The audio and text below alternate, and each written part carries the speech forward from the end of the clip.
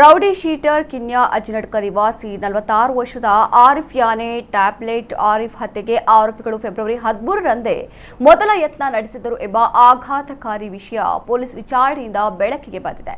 February 13ರಂದು ಬೆಳಗ್ಗೆ ಆರೋಪಿಗಳು ಆರಿಫ್ನನ್ನ ಹಿಂಬಾಲಿಸಿದ್ದರು. ಆತನನ್ನ ಕೊಲೆ ಮಾಡುವ ಉದ್ದೇಶದಿಂದಲೇ ಹೊಂಚು ಹಾಕಿದ್ದರು. ಆದರೆ ಆರಿಫ್ನನ್ನ ಹಿಂಬಾಲಿಸುತ್ತಿದ್ದ ಸಂದರ್ಭದಲ್ಲಿ ಕೆಲವು ಅನಿರೀಕ್ಷಿತ ಬೆಳವಣಿಗೆಗಳು ನಡೆದ ಕಾರಣ ಅದು ದಾಳಿ ನಡೆಸಲು ಆರೋಪಿಗಳಿಗೆ ಸಾಧ್ಯವಾಗಿರಲಿಲ್ಲ.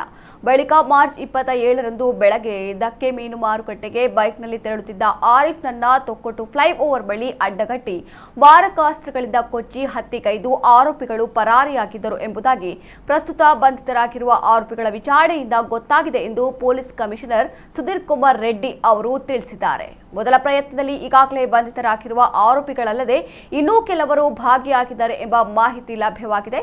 ಮೊದಲ ಪ್ರಯತ್ನದಲ್ಲಿ ಭಾಗಿಯಾದ ಇತರ ಆರೋಪಿಗಳ ಬಗ್ಗೆ ಖಚಿತ ಮಾಹಿತಿ ಸಿಕ್ಕಿದೆ. ಅವರನ್ನ ಶೀಘ್ರ ವಶಕ್ಕೆ ಪಡೆಯಲಾಗುವುದು. ಈಗಾಗಲೇ ಆರೋಪಿಗಳಾದ ರಿಫಾತ್, ಜುಟ್ಟು ಅಶ್ಫಾಕ್, ಖಲೀಲ್, ಶಾಕಿರ್, ಇರ್ಫಾನ್, ರಿಜ್ವಾನ್ ಮತ್ತು ಅವರಿಗೆ ಕೊಲೆ ಕೃತ್ಯಕ್ಕೆ ಸಹಕರಿಸಿದ ಇಶಾದ್ ಎಂಬ 7 ಮಂದಿಯನ್ನ ಬಂಧಿಸಲಾಗಿದ್ದು, ಪ್ರಕರಣಕ್ಕೆ ಸಂಬಂಧಿಸಿದಂತೆ ಪೊಲೀಸರು ತನಿಖೆಯನ್ನ ತೀವ್ರಗೊಳಿಸಿದ್ದಾರೆ.